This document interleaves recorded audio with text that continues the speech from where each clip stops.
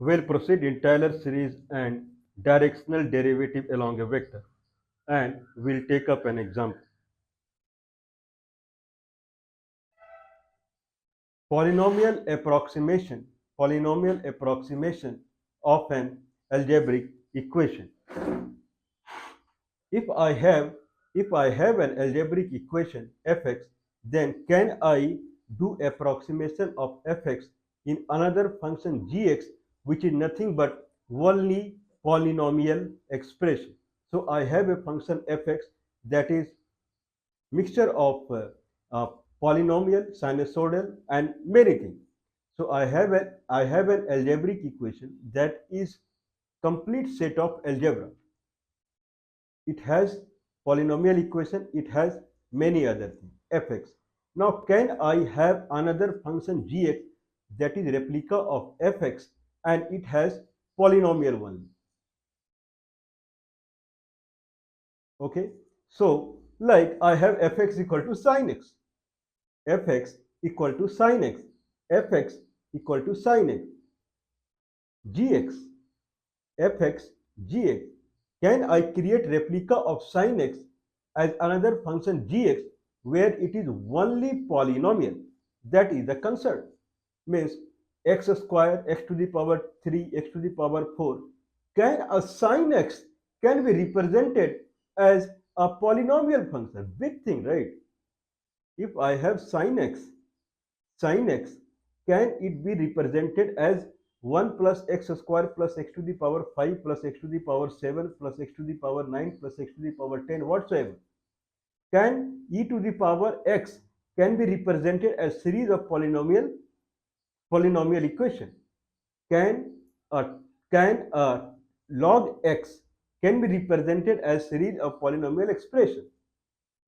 Possible. It is possible. This is what Taylor showed. This is what we showed. This is possible if gx is a replica function of fx, where fx is a black box and it has anything algebraic, and gx is a replica function and it takes the all order derivative, first order, second order, third order, fourth order, fifth order. Only if derivative is given to gx can replicate fx. Amazing, man. Amazing. If I have a function, if I have a function fx, if I have a function fx, from fx I don't care. It is sin x, cos square x, sec square x, x to the power 20, 1 by x to the power 20, ln x e to the power sin x plus cos x. I don't care. Fx is a function which is a black box. From this function, I gx is another function. It is asking from fx, can you please give me first order derivative at point x equal to a, scalar value. Second order derivative at point x equal to a. Third order derivative at point x equal to a. Nth order derivative at x point x equal to a. Zero order derivative means no derivative at x equal to a. Can you give me this value? Gx can replicate fx. This is polynomial approximation of any algebraic equation. Mind blowing, mind breaking. Cos x, I can represent it as polynomial equation. Can someone believe this?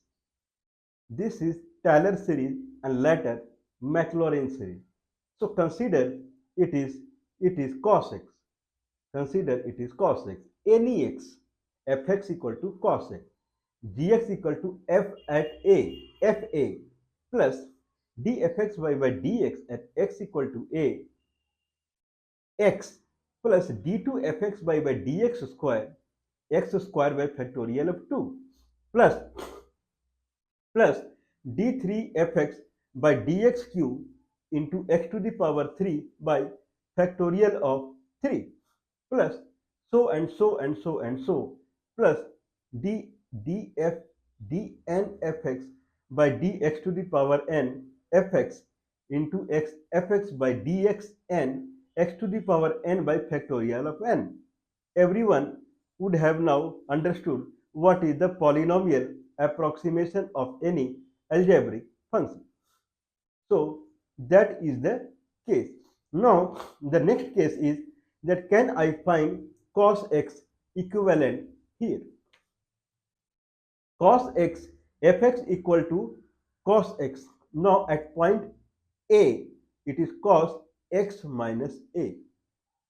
Cos x minus a. Okay.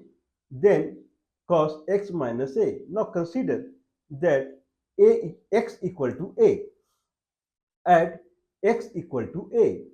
So what Mr. Maclaurin is saying that you generate polynomial approximation but consider x equal to a or x equal to where a is 0. I mean x equal to a true where a is 0. So cos x minus a, if it is crossing the point a comma b, cos x minus a equal to 0. What is equivalent of cos x now? Here gx equal to fa, a equal to 0 means cos 0. What is cos 0? When a is 0, what is cos 0? What is cos 0 when x equal to 0? That is the case. A equal to 0. This is what I am saying.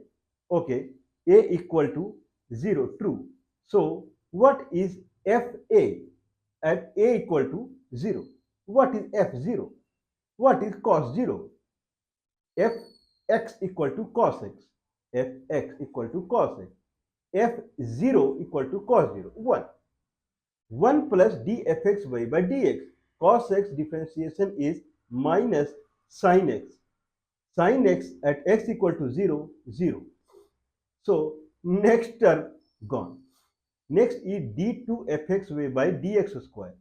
So cos differentiation is minus sin x. Minus sin x differentiation is minus cos x. Minus cos x at x equal to 0 is minus 1. Minus 1 x square divided by factorial of 2 plus. Now again it will be 0 plus dfx d4fx by x to the power 4 x to the power 4 by factorial of 4. So first derivation of cos x is minus sin x, then minus cos x, then again derivation of minus cos x is sin x, then sin x derivation is cos x. Cos 0 is 1. So x to the power 4 by factorial of 4. X to the power 5 again gone and like so. So cos x equal to 1 minus x square by factorial of 2 plus x to the power 4 by factorial of 4 minus x to the power 6 by factorial of 6 plus x to the power 8 by factorial of 8 and so and so. So someone is so much powerful that he did bend of a stone. I don't have a stone, but can someone think that can okay if I have this wood, can someone bend it? At least I don't know. So can someone bend it? So if someone has a stone, then can someone bend it? Not possible. It was possible. So there was a king earlier in Indian subcontinent and his name was Indra. From Indra, there is a river also, Indra. So Indras, and everyone knows Indus River. So Indra was the king and he is the chief architect of Indra. So he used to mold the stone. Means if you are building a house made up of stone, then if corner a stone, generally you have to put two stones. The corner of the, if two side of the wall, if they are meeting, this side and this side, then you have to make two stone meeting each other. If that is the case, then better would be if big stone is there, you bend it. So that he that technology was with Indra Arcade. Anyway, but Mr. Maclaurin has done it. So he bended a cos x in terms of polynomial expression. So can someone bend e to the power x into polynomial expression? Can someone bend natural logarithmic of x into polynomial expression? Can someone bend the sinusoidal tan and then cot and then sec cosine everything in terms of polynomial expression? Maclaurin, you are amazing, you are mind blowing.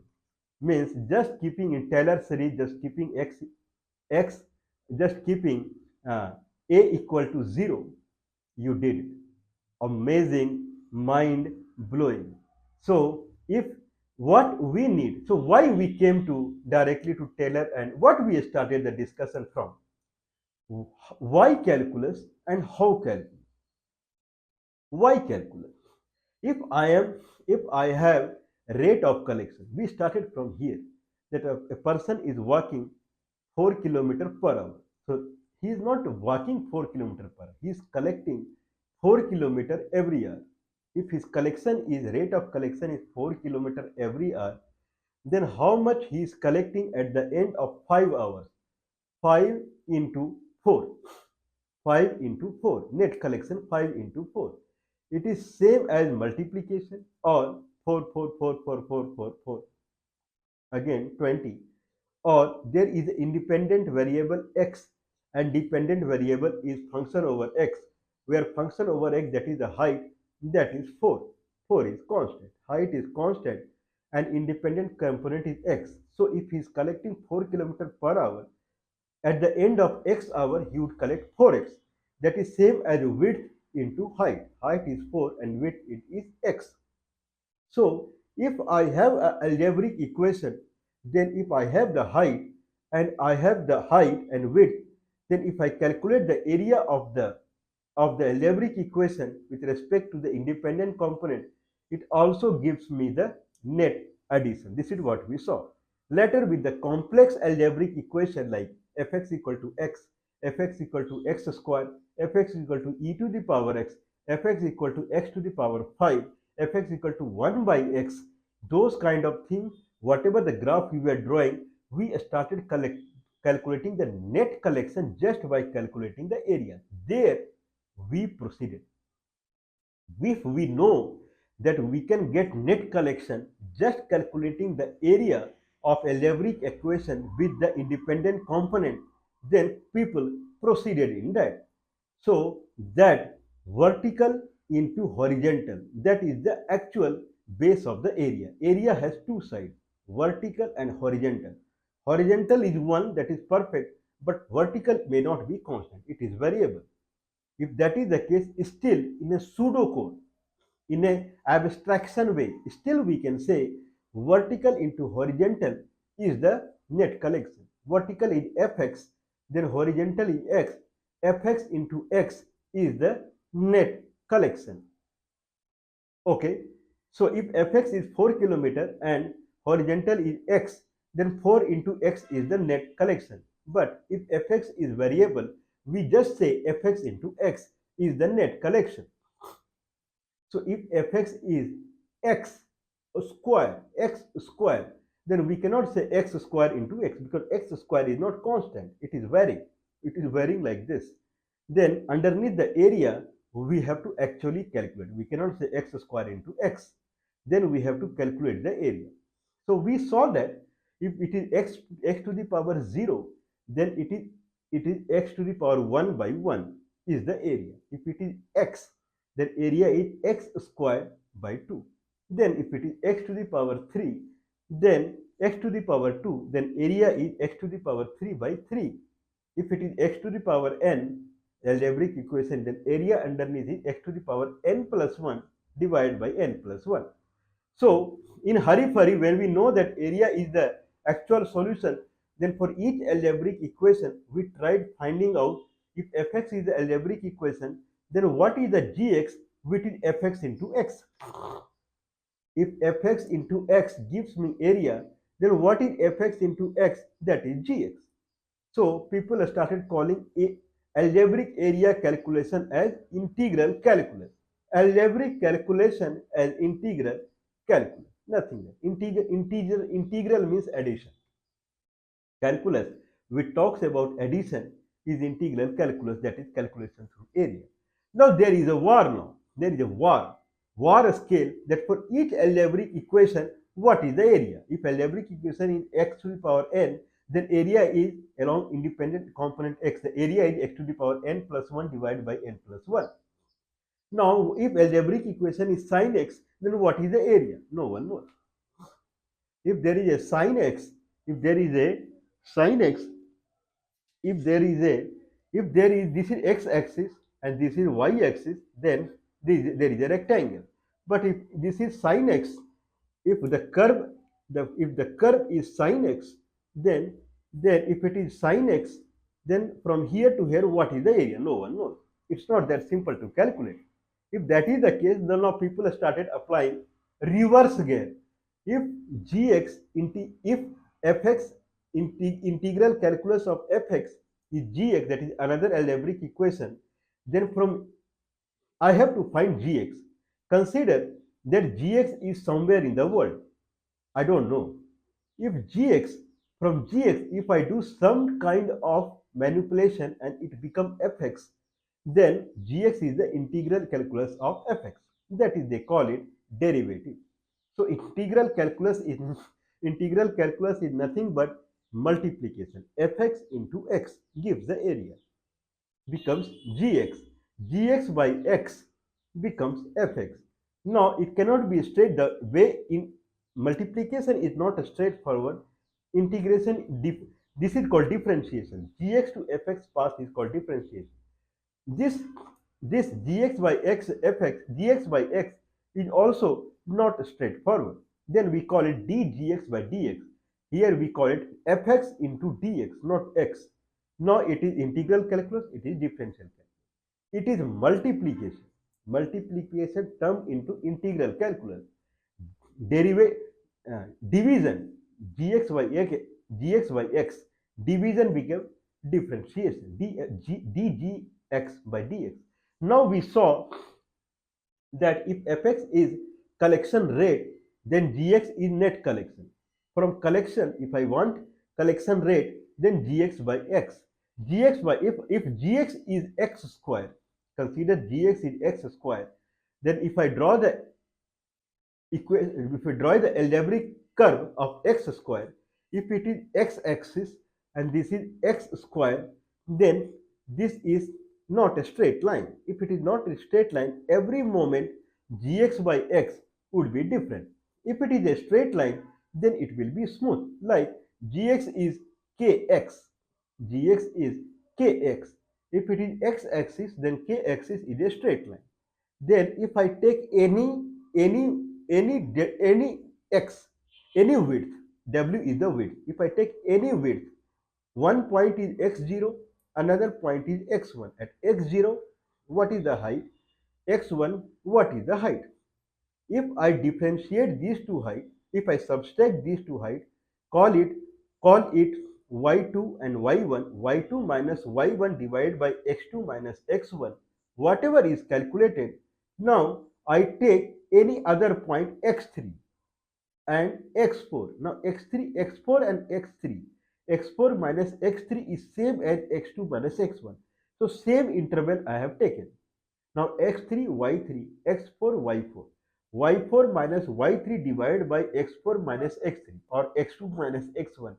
If it is same as this, then we can go for division. But typically this is called rate of collection. If this is the graph of collection, then this graph, if I divide by the x-axis, this becomes rate of collection. But most of the time, the rate of collection will not be smooth. It will not be kind of same. Rate of collection would vary x to x. X, if this is x-axis, each point in x-axis, if this is x-axis and this is graph of x square, that is gx, rate of collection, then at each point of the x, gx by x would vary. That is the division. If that is the case, then this is differentiation. The first principle of differentiation. So fx into dx, fx into x is gx, then gx by x, that is rate of collection, is fx. So if I find gx, any gx in the world, for which rate of collection is fx, then fx integration is gx. This is another way of finding the integration again. So I am trying to find integration of sin x. I don't know what it is because I am not able to calculate the area of sin x curve. Let's find any gx for which differentiation is sin dgx by dx. dgx by dx is nothing but if I have x-axis x on x-axis any point x, and there is another point x plus delta x where delta x is very small, then what is f at x plus g at x plus delta x? What is g at x? So gx plus delta x minus gx divided by delta x is the rate of change at point x. So if I do it for cos x, if I do it for cos x, cos x plus delta x minus cos x divided by delta x, or cos x plus delta x minus cos minus delta x divided by 2 delta x. If I compute this considering delta s tends to 0, it becomes sin x. Now we found it. The integration of sin x or area calculation of sin x curve is cos x, because differentiation of cos x is sin x. This gave. In addition to calculating the area to calculate the integration, there is another thing also came into the picture, that if I calculate rate of change dgx by dx and it becomes fx, then that gx is the integration of fx. Then we proceeded. So from a kind of polynomial to sinusoidal, trigonometric to exponential to logarithmic. So layer, we started improving. There we saw that if I know differentiation, then if I have any function fx, I can create replica of fx as gx in terms of only polynomial equation, provided fx is ready to give all order of derivative, first order derivative, second order derivative, third order derivative, fourth. If fx is ready to provide, then we can calculate replica of fx as gx in terms of polynomial equation only. This is what we saw, even kind of shining in the arena of calculus, more shining. Only with the set of derivative from fx, we can recreate fx as gx in terms of polynomial equation only. X to the power 0, x to the power 1, x to the power 2, x to the power 3, x to the power 4, x to the power n. Amazing, man. Now, Maclaurin, this series is called Taylor series. Maclaurin came into the picture and he is saying calculate it at x equal to a. Now, if this is a polynomial approximation, what about when fx is kind of passing through a point that is a comma b? If that is the case, then x becomes x minus a. Here also gx, all terminology in x become x minus a. Maclaurin is saying consider that x is a, means a is 0. X is a and a is 0. So what about if this is at, we calculate this at point 0. So fx in term of gx where a is 0. If that is the case, if a is 0, then we whatever comes in, it will come only in term of x now, because a term is gone, a is 0. So whatever series we are getting, it is called Maclaurin series. So for e to the power x, Maclaurin series we can get, probably it will be f0, e to the power 0 means 1. 1 plus x by factorial of 1, x square by factorial of 2 plus x to the power 3 by factorial of 3, because all the order of derivative will be e to the power x only and x to the power 0 is 1. Cos x we calculated, sin x we can calculate. So all the algebraic equation we can provide in the term of polynomial equation. Now Can we think that what is next? We saw that what is the example of where is the use of Taylor series. So Taylor series is used in directional derivative. Directional derivative is something like if I have directional derivative, we talk. So if I have xy plane, if I have xy plane, if I have xy plane and this is x-axis, this is y-axis, and there is any function, I have any shape, okay, there is a 3D shape. If this is 3D shape, this is fxy. If this is fxy, then what is dfxy by dx? Partial derivative of fxy along x-axis means if I make one unit of change along x-axis, then how many unit of change along vertical, that is fxy, would be seen? Dfxy by dx. If I make one unit of change along y-axis, then how many unit of change we see along the vertical? Dfxy by dy. So one is partial derivative along x-axis, one is partial derivative along y-axis. We also call it fx and fy. Dfxy by dx or dz by dx, dz by dy. If I have any axis, artificial axis as u, if this is x-axis, this is y-axis, then there is any artificial axis u.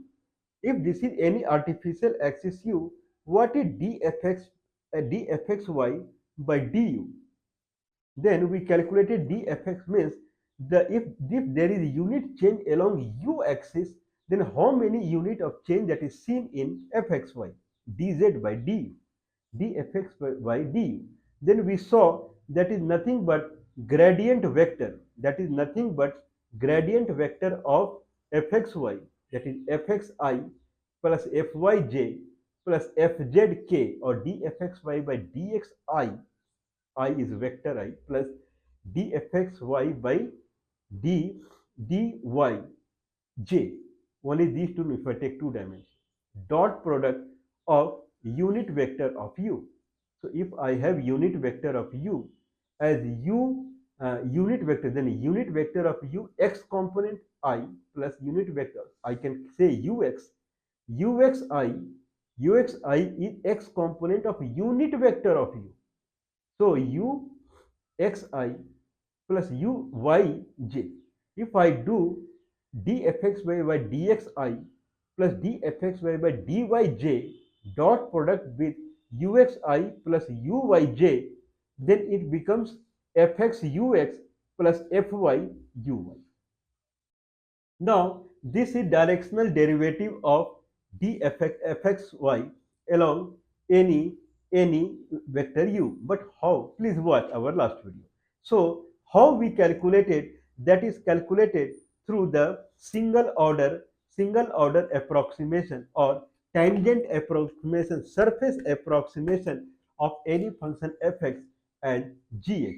So, if gx equal to, for the multivariable, if gx equal to fab plus dfxy by dxx plus dfxy by dy y plus d2fxy by dx square x square by factorial of 2 plus dfxy by dx into dfxy by dy plus d2fxy by dy square by into y square by factorial of 2 plus d3fxy by dx cube plus. So if I take only up till first order, not second order onwards, then it turns up into a surface, 3D surface. If I have 3D surface, if I have fx and if I have gx is 3D surface, then through 3D surface, this is also called the kind of linear local linearity. Local linearity means if I have 3D and 3D, if I keep seeing and if we come very near, then it looks like a flat surface. Means for any 3D, any point, if I touch a surface, it becomes tangent to that point. At that point, the surface is same. So that point, the first order polynomial approximation of fx and gx is same at the fx. So fx and gx are same at point A if we have calculated the gx at point A.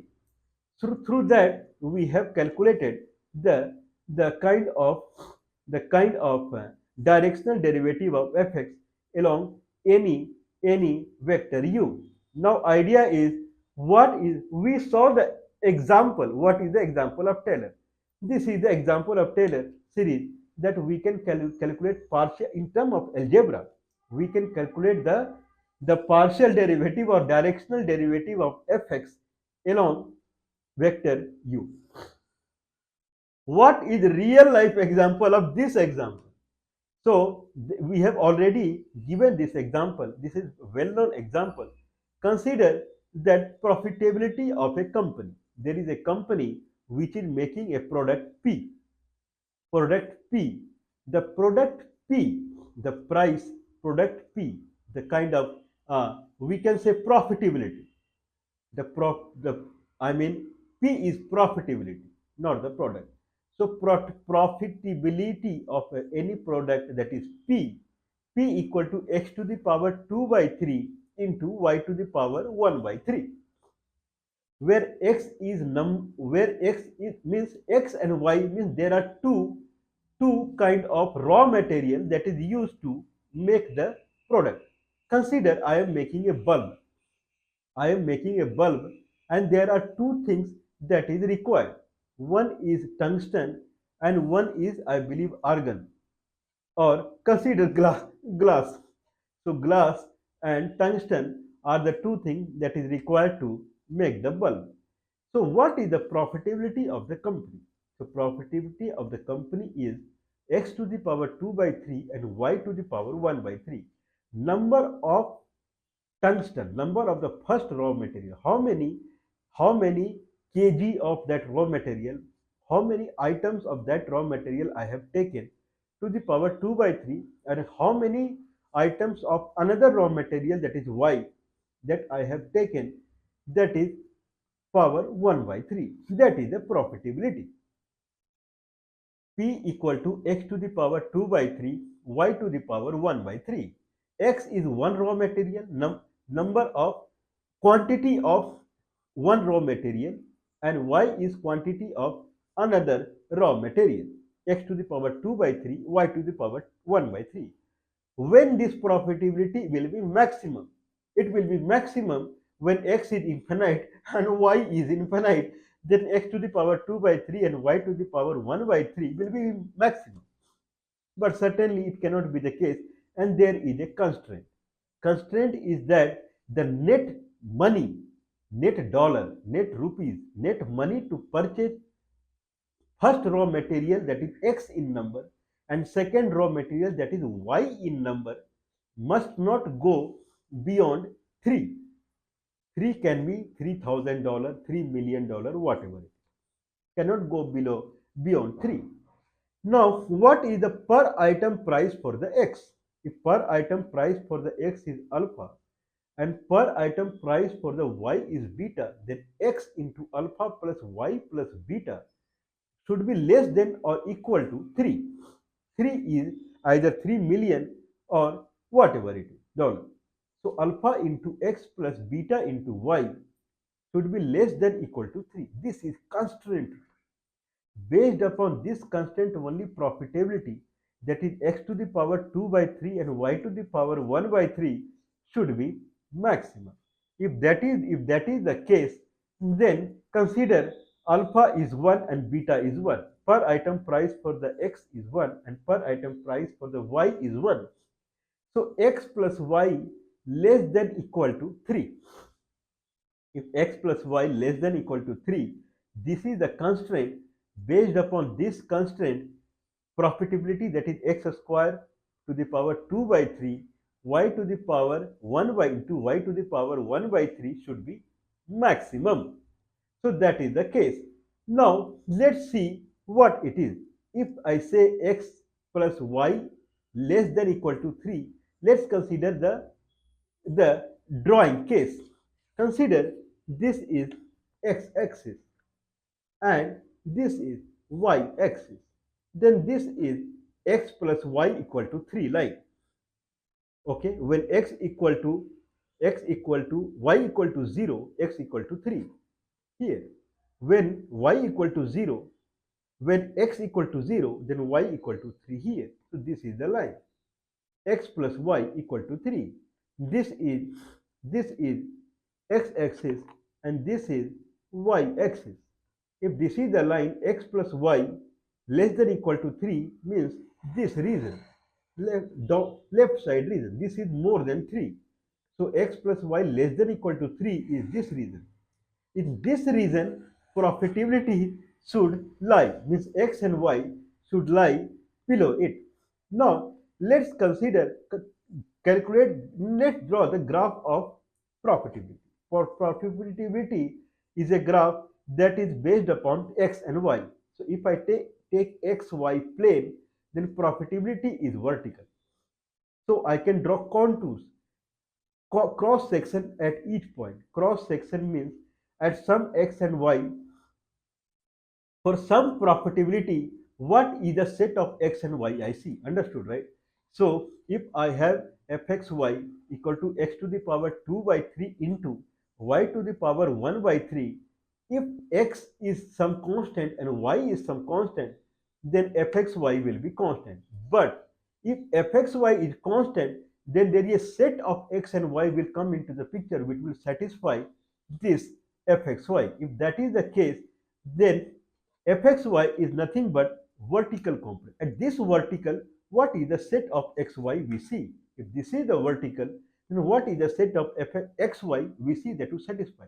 If this is the vertical, then what is the set of x and y we see that would satisfy the vertical? If if that is the case, then what is the kind of so we can draw contour diagram.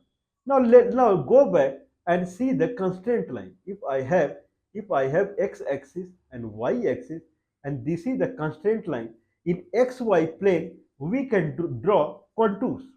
So when profitability is 0, then what is the set of xy point in xy plane? If profitability is 1, 2, 3, 4. Now let's go back here. This is xy plane. If this is xy plane, this is x-axis, this is y-axis, then this is x plus y equal to 3. Now if I draw a contour diagram where profitability is 0, the set of xy point would be somewhere here. If 1, then somewhere here. If 2, somewhere here. If 3, it should not cross this line. If I start growing the profitability, then x and y point, the set of x and y point will start growing. Growing means in this direction, that is x growing, in this direction, that is y growing. It will start growing the set of points, but it should not cross this line. So there will be one moment will come when profitability will be tangent, this line will be it will just touch the profitability graph, profitability contour graph. If I go beyond that profitability, then it will cross this line. If this is x-axis, this is y-axis, and this is the constraint line, and this is the and this is the graph, this is the contour diagram of the profitability is 0, then this is contour diagram 1 2 3 4. At one moment will come when it will just touch this line. What I'm trying to say, if this is the line, then this profitability would just touch this line. It would just touch the line. If I go with more profitability, then it will go up. That we don't want. It should touch the line or it should be below the line. If it touch the line, then that is the constraint, that is x plus y equal to 3.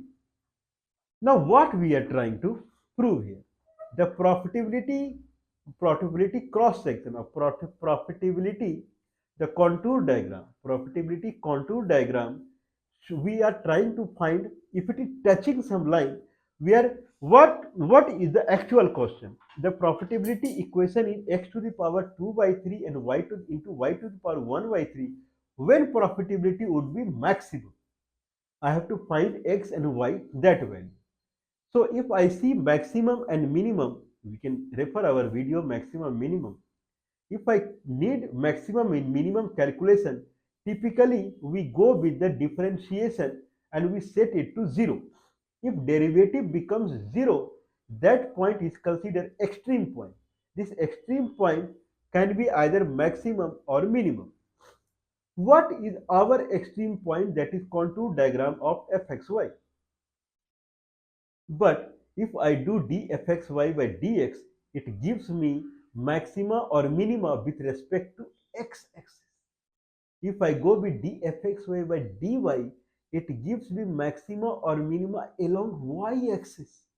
But if I have this line as constraint line, and this is the contour diagram fxy, and this is the tangent, we are trying to calculate maxima or minima along this axis, not x-axis, not y-axis. We are trying to calculate maxima or minima along this axis, that is u vector now.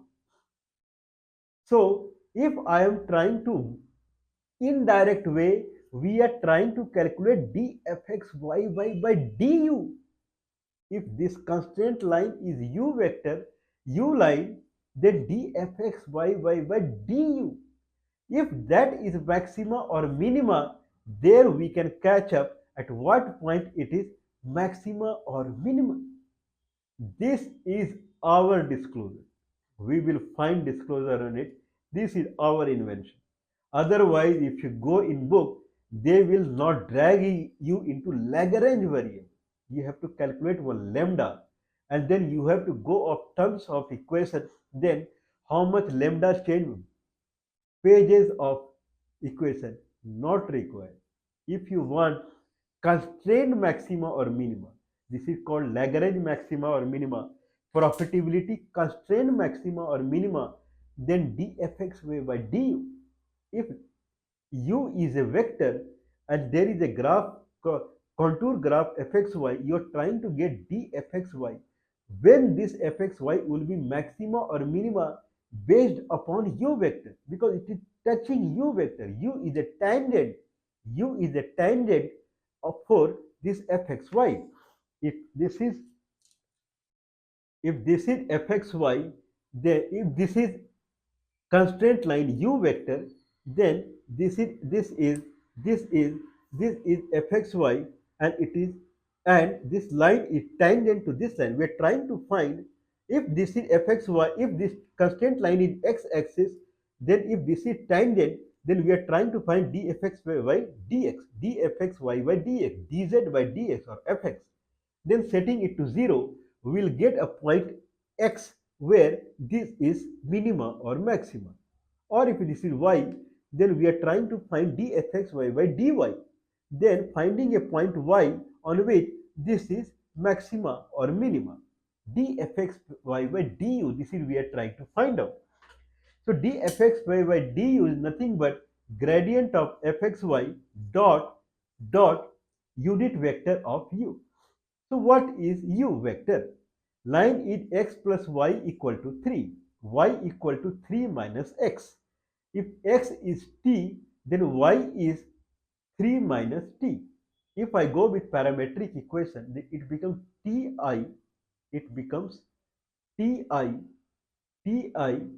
plus ti plus 3 minus ti plus 3 minus tj. Okay.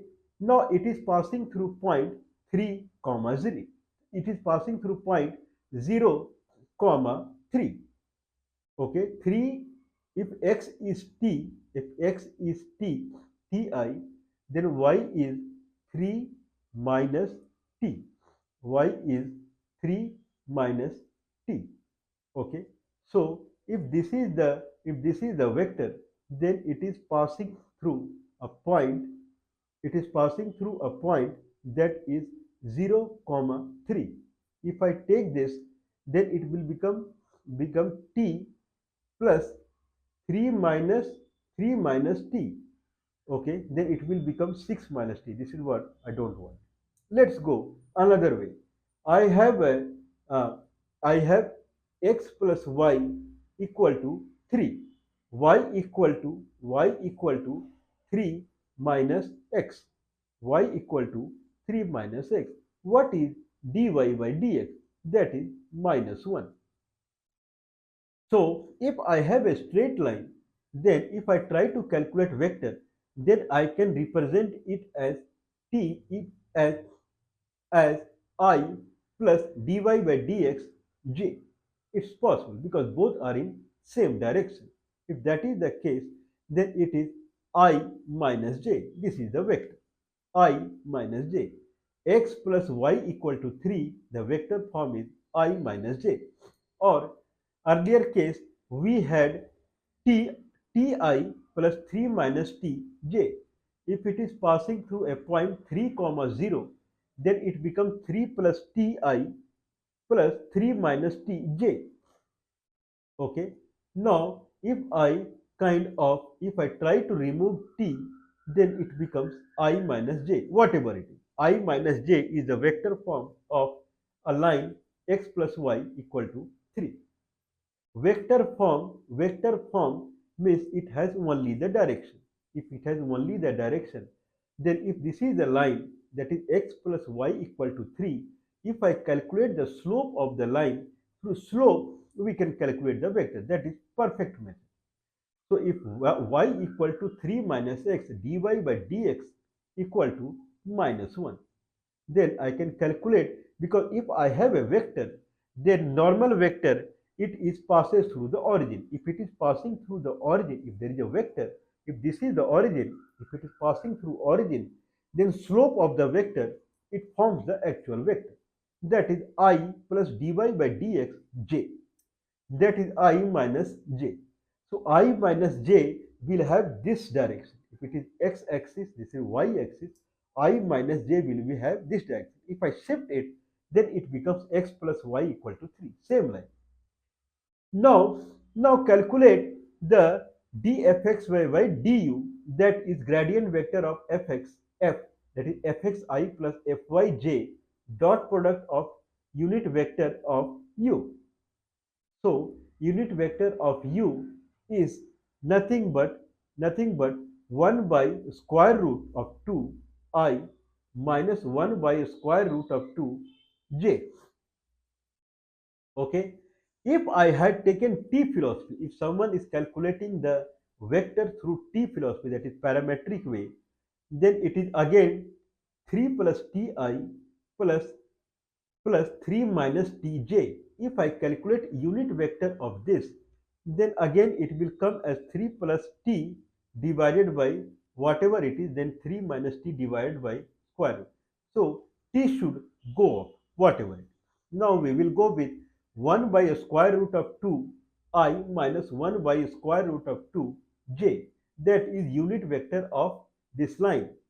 And partial derivative or gradient vector of function x to the power 2 by 3 y to the power 1 by 3, that is dfxy by dxi plus dfxy by dyj. What is the gradient vector?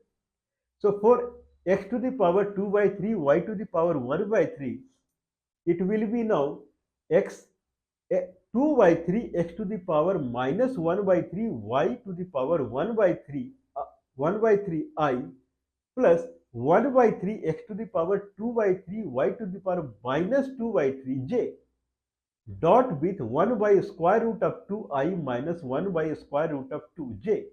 If I do this dot, and now dfxy by du, to set it extreme point, I have to equate with the 0 to get the extreme point. If differential is 0, that is the point, that is the extreme point. We know it. So if I settle down, then it will become 2 by 3 x to the power minus 1 by 3 y to the power 1 by 3 into 1 by square root of 2 equal to 1 by 3 x to the power 2 by 3 y to the power minus 2 by 3 into 1 by square root of 2, because equal to 0 we made it. Square root to a square root of 2 gone, and then 2 by 3 1 by 3, so 3 gone. Now 2 x to the power minus 1 by 3 y to the power 1 by 3 equal to x to the power 2 by 3 y to the power minus 2 by 3. If that is the case, then x I can put that side and y I can put this side. So 2y equal to x. So x equal to 2y. Now I have line equation x plus y equal to 3. Then 3y equal to 3, y equal to 1 and x equal to 2. So at x equal to 2 and y equal to 1, this is extreme point. This is maximum or minimum that you can calculate. So to calculate the maximum or minimum, when profitability is x to the power 2 by 3 into y to the power 1 by 3, then put x as 2 and y as 1 and calculate the profitability.